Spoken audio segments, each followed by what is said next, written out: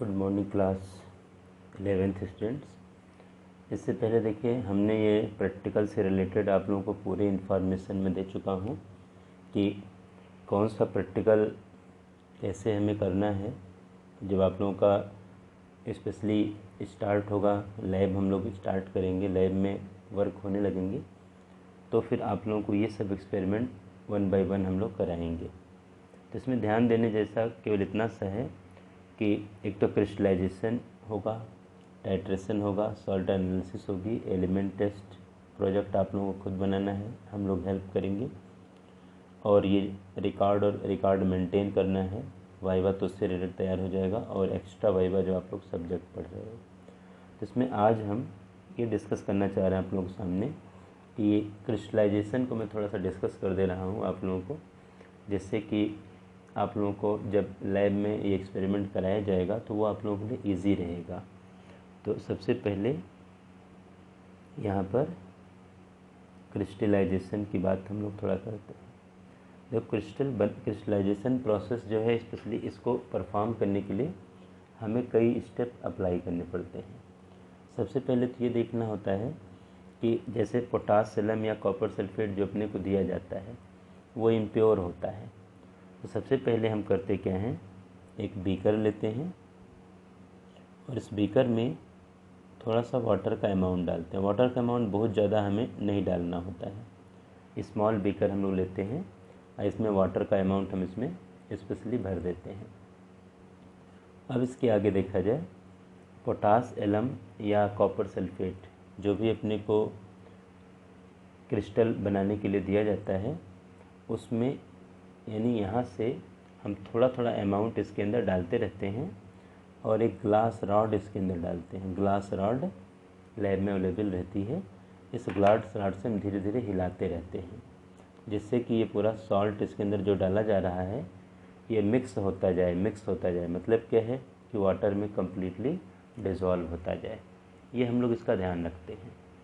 इसके बाद हम इसमें अगर अपने को ऐसा लगता है कि ये वाटर में मिलाने के बाद पोटासियम या कॉपर सल्फेट का जो हमारा सॉल्ट है वो बहुत ऐसा, मतलब एकदम से मान सकते हो कि यानी इम्प्योर ज़्यादा दिखता है, तो हमें इसको फ़िल्टर करना पड़ता है और फ़िल्टर पेपर का यूज़ करके हम इसको फ़िल्टर कर लेते हैं।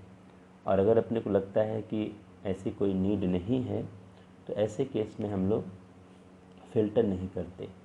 थोड़ा सा इसमें हम पोटास एलम लिया जाएगा तो भी, या कॉपर सल्फेट लिया जाएगा तो भी, डाइल्यूट H2SO4 यहाँ पर इसमें मिलाएंगे। पर्पस केवल इतना सा है डाइल्यूट H2SO4 का, जिससे कि पोटास एलम या कॉपर सल्फेट हाइड्रोलाइज ना हो। ध्यान देना इस पॉइंट को कि जिससे हाइड्रोलिसिस ना हो, हाइड्रोलाइज ना हो, ये हम लोग थोड़ा सा ध्यान रखते हैं। तो अब क्योंकि कॉपर सल्फेट होगा वो भी वाटर से इंटरेक्ट हो जाएगा, और पोटासियम है मतलब फिटकरी अगर है तो वो भी वाटर से इंटरेक्ट हो जाएगा। इसमें से अगर दोनों हाइड्रोलाइज नहीं होंगे तो हमारा जो सॉल्ट यहाँ पर अपने को मिलेगा वो जैसा हमने लिया था इम्प्योर, वाटर में डिज़ोल्व हो जाएगा।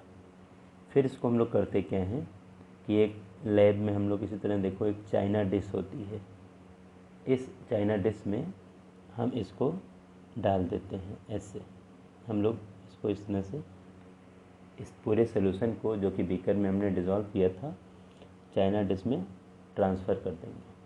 अब चाइना डिश में ट्रांसफ़र करने के बाद हम पूरा अरेंजमेंट सेट करते हैं। ऐसे देखा जाए हम लोग ये ट्राईपॉड स्टैंड रहता है लैब में, इसी ट्राईपॉड स्टैंड के ऊपर एक जाली गेज रख देते हैं, लैब में अवेलेबल है ये, और इसी के ऊपर हम ये चाइना डिश जिसके अंदर हमने सॉल्यूशन ले रखा है वाटर में डिज़ोल्व करके रख देते हैं, और नीचे हम लोग बर्नर को जला देते हैं। बर्नर जलता है।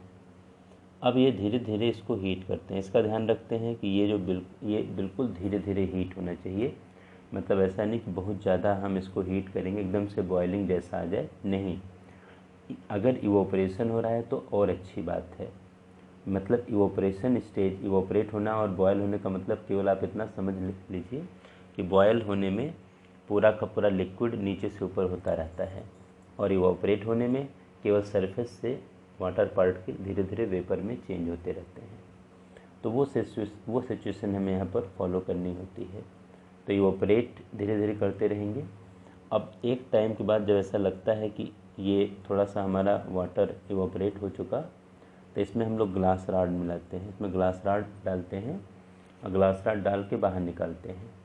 अब उसी के ऊपर देखा जाए, ऐसे ग्लास रॉड जो हम निकली है उसको थोड़ा फूंक करके ठंडा करते हैं और जो टिप उसका सॉल्यूशन में डूबा था उसी टिप को ऐसे हम लोग थोड़ा सा खींचते हैं, खींच करके यूं ऐसे चेक करते हैं। अगर थोड़ा सा ऐसा लगता है कि खुरदरा सा कुछ अपने हाथों उंगलियों के बीच में आ रहा है, इसका मतलब स्मॉल क्रिस्टल यहाँ बनने स्टार्ट हो गए। जब स्मॉल क्रिस्टल बनने स्टार्ट हो जाएंगे तो फिर इसको हीट करना बंद कर देंगे और फिर इसको हम देखा जाए इसी तरह से यहाँ पर ऐसे ला के ढक देंगे, ऐसे रख देंगे।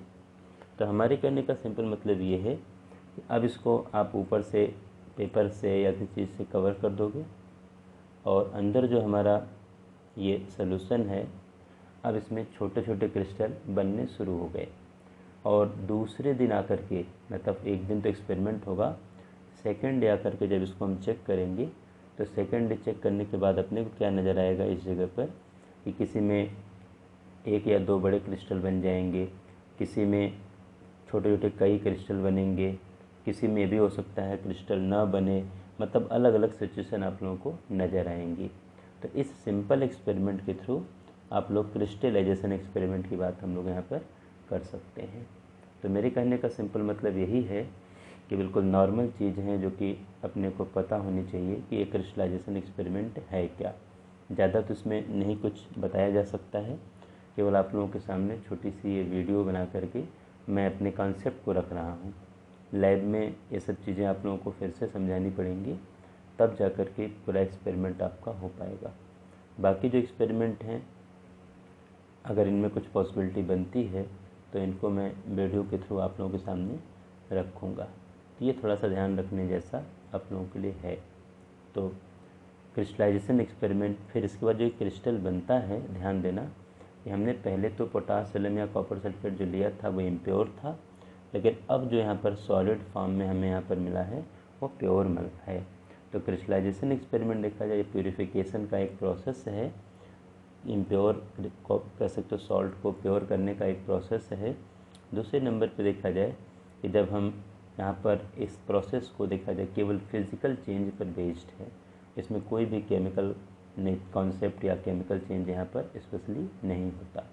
तो आप लोगों को थोड़ा सा इस पॉइंट पर ध्यान में रखने की ज़रूरत है। अब इसके बाद जो अगली वीडियो मैं इसमें बनाऊँगा तो उसमें या तो मैं टाइट्रेशन आपको थोड़ा डिस्कस कर दूँगा या एलिमेंट डिटेक्शन वाले पार्ट को डिस्कस कर दूँगा। Thank you.